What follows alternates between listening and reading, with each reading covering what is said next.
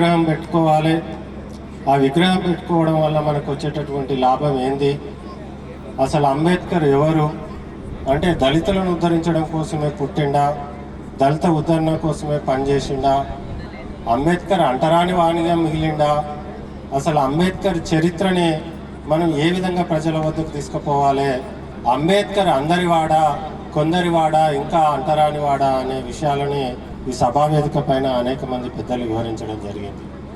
అంబేద్కర్ గారు ఒక పూలేని ఒక గౌతమ బుద్ధుడిని తన గురువులుగా ప్రకటించుకున్నాడు. క్రీస్తు పూర్వం 563 సంవత్సరంలో శాక్యగణంలో జన్మించినటువంటి గౌతమ బుద్ధుడు బుద్ధి వికసించి బుద్ధునిగా మారిండు. తను ఆ రోజు బహుజన హితాయ బహుజన సుఖాయ అని ఒక నినాదాన్ని మనకిచ్చి వెళ్ళడం జరిగింది. ఆ నినాదాన్ని నెత్తిలో పెట్టుకున్నటువంటి పూలే గారు విద్య ద్వారానే మనకు విజ్ఞానం వస్తుంది, ఈ జ్ఞానం కలగడం ద్వారా బానిసత్వం పోతుంది, తద్వారా పీడన పోతుంది, తద్వారా మనకు అభివృద్ధి పదంలో ముందుకు పోయేటటువంటి అవకాశాలు ఉంటాయి. కాబట్టి తాను విద్యను అభ్యసించడమే కాకుండా తన భార్య అయిన సావిత్రిబాయి పూలేకు కూడా విద్య నేర్పి ఆమె చేత పాఠశాలని భారతదేశంలో ప్రారంభించి మొట్టమొదటిసారిగా ఈ భారతదేశంలో మహిళలకు విద్యను అందించినటువంటి వ్యక్తే మహాత్మా జ్యోతిబా పూలే. ఏ విద్యనైతే మనను విజ్ఞానవంతం చేస్తుందని పూలే గారు చెప్పిండో ఆ విద్యను అభ్యసించినటువంటి అంబేద్కర్ గారు ఏ సమాజం అయితే నువ్వు అంటరాని వాడవు, అస్పృశ్యుడివి, నువ్వు చదువుకోవడానికి అర్హుడు కాదని అవమానించిందో ఆ సమాజానికే దిక్సూచి లాంటి రాజ్యాంగాన్ని రచించి అందించిపోయిన ఘనత ఇవాళ అంబేద్కర్ది. అంబేద్కర్ మొట్టమొదటిసారిగా విదేశాలలోకి వెళ్ళి ఆర్థిక శాస్త్రంలో PhD పొందినటువంటి వ్యక్తి. ఇలా ఎమిల్గా భావించి మేము వేల సంవత్సరాల నుంచి విద్యను అభ్యసిస్తున్నాం, విద్య మా సొంత హక్కు అన్నట్టు మిగతా కులాలు చదవద్దు అన్నట్టు ప్రగల్భాలు పలికినటువంటి ఏ వ్యక్తి కూడా అంబేద్కర్ కంటే ముందు బయట దేశాలకు వెళ్ళి ఆర్థిక శాస్త్రంలో PhD చేసి రాలే. మరి అంత విజ్ఞాన సంబంధుడైనటువంటి అంబేద్కర్ని ఇవాళ ఐక్యరాజ్య సమితి ఆయన పుట్టిన రోజునే నాలెడ్జ్ డేగా ప్రకటించింది అంటే ఆయన ఎంత గొప్ప వ్యక్తి, మన మధ్యన పుట్టిన వ్యక్తి అని సందర్భంగా మనం గుర్తు చేసుకోవాల్సిన అవసరం ఉంది. అంతేకాదు కులం మీద ఒక జాతిని కానీ ఒక నీతిని కానీ నిర్మించలేమని చెప్పిపోయిండు. ఒక ప్రతిభకు కులం అడ్డం రాదు, ఒక కులంలో పుట్టినంత మాత్రాన ఒక పదవికి అనర్హుడు కాదు, ఆయన ప్రతిభ ఆధారంగానే ఆయనను ఎన్నుకోవాలి తప్పిస్తే కులం ఆధారంగా ఏ విషయంలో కూడా అడ్డు కాకూడదని చెప్పినటువంటి వ్యక్తి అంబేద్కర్ గారు.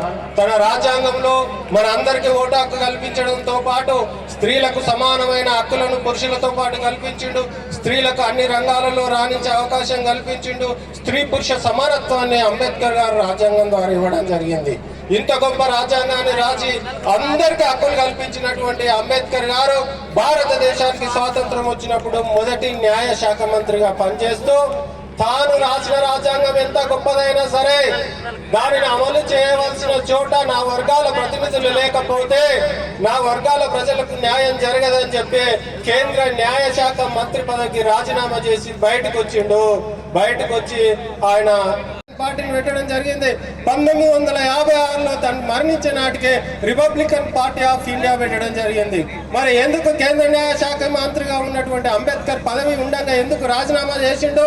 ఆనాడు కాంగ్రెస్ లాంటి పెద్ద పార్టీలు ఉన్న తర్వాత ఎందుకు పార్టీ పెట్టాలని చెప్పిండు అంటే మన వర్గాల నుంచి ఏ వర్గాలైతే అనాదిగా విద్యకు విజ్ఞానానికే సామాజిక పరివర్తనకు దూరంగా నెట్టివేయబడుతున్నాయో ఆ కులాలు ఆ వర్గాలన్నీ కలిసి ఒక రాజకీయ పార్టీ పెట్టుకొని మన ఓట్లు మనం వేసుకొని మన బిడ్డలను మనం గెలిపించుకొని అసెంబ్లీకి పంపిస్తే మన కష్ట సుఖాలు మన బాధలు అన్నీ అక్కడ వివరించి రాజ్యాంగాన్ని పూర్తి స్థాయిలో అమలు చేసుకుంటే దాని ఫలాలు అందుతాయి తప్పిసి అప్పటిదాకా అందాయని చెప్పి అంబేద్కర్ గారు రాజకీయ పార్టీని ఏర్పాటు చేయడం జరిగింది.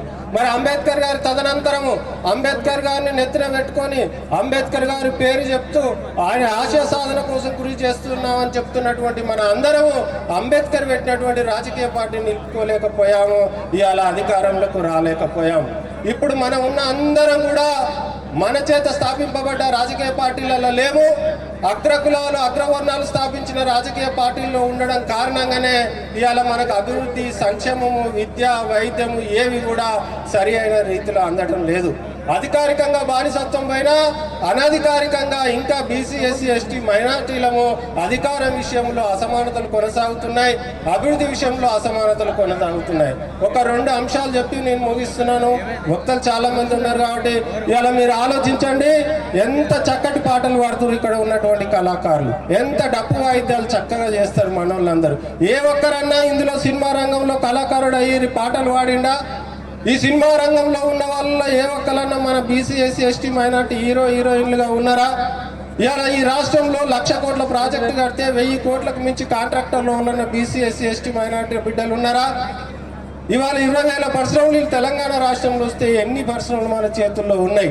ఇవాళ అధికారంలో మనం ఉండలేని కారణంగా అధికారంలో ఉన్నటువంటి కులాలు ఏవైతే ఉన్నాయో అధికారంలోకి రాగానే వాళ్ళ కులాలకు వాళ్ళ బంధువులకు సంబంధించిన వ్యక్తుల కాంట్రాక్టర్లు, పరిశ్రమలు, పవర్ ప్లాంట్లు, సహజ వనరులు, ఉద్యోగాలు అన్ని వాళ్ళకే కేటాయిస్తున్నాయి. ఈ రాష్ట్రంలో ఒక చీఫ్ సెక్రటరీ కానీ, ఒక డీజీపీ కానీ, ఒక ముఖ్యమంత్రి సలహాదారు కానీ, హైకోర్టు జడ్జీలు కానీ ఎక్కడైతే కీలక నిర్ణయాలు జీవోలు చేయబడతాయో ఆ చోట బీసీ ఎస్సీ ఎస్టీ మైనార్టీ ఐఏఎస్లు ఉండరు, ఐపీఎస్లు ఉండరు, జడ్జీలు ఉండరు. అంటే న్యాయపరంగా అసెంబ్లీలో చట్టాలు చేసే దగ్గర, పార్లమెంటులో చట్టాలు చేసే దగ్గర, మన జీవన ప్రమాణాలు మార్చే దగ్గర మనం ఉండట్లేదు కాబట్టి మనం ఇవాళ న్యాయం జరగటం లేదు మిత్రులారా. అందుకోసమే బీసీ ఎస్సీ ఎస్టీ మైనార్టీ బిడ్డలంతా ఏకమై జనాభా దామాషా పద్ధతి ప్రకారం రాజకీయ పార్టీ నిర్మించుకొని వార్డు మెంబర్ నుంచి పార్లమెంట్ వరకు ఎవరి జనాభా ఎంత ఉందో ఆ జనాభా దామాషా ప్రకారం పోటీ చేసి మనం అసెంబ్లీలోకి, పార్లమెంట్లోకి వెళ్ళి అంబేద్కర్ రాసిన రాజ్యాంగాన్ని మనం అమలు చేసుకున్నప్పుడే మన జీవితాల్లో వెలుగు నిండుతాయి. అదే అంబేద్కర్ గారి ఆశయ సాధన అవుతుందని చెప్పి సందర్భంగా నేను తెలియజేస్తూ ఆ దిశగానే బ్లూ ఇండియా పార్టీ ద్వారా మేము నిర్మాణం చేసి ముందుకెళ్తున్నాం. మన అందరం కూడా నా ఒక్కటే సూచన, బీసీ ఎస్సీ ఎస్టీ మైనార్టీల చేత స్థాపింపబడ్డ రాజకీయ పార్టీలు జెండాలు మోయండి, మన ఓట్లు వాళ్ళకే ఇవ్వండి, మన ప్రభుత్వాలు తెచ్చుకొని మన జీవితాలు మార్చుకునే క్రమంలో ముందుకెళ్దామని తెలియజేస్తూ ఈ అవకాశం ఇచ్చినటువంటి ఈ గ్రామ మిత్రులకు మరొకసారి ధన్యవాదాలు తెలియజేస్తూ, వాళ్ళ కృషి గొప్పది.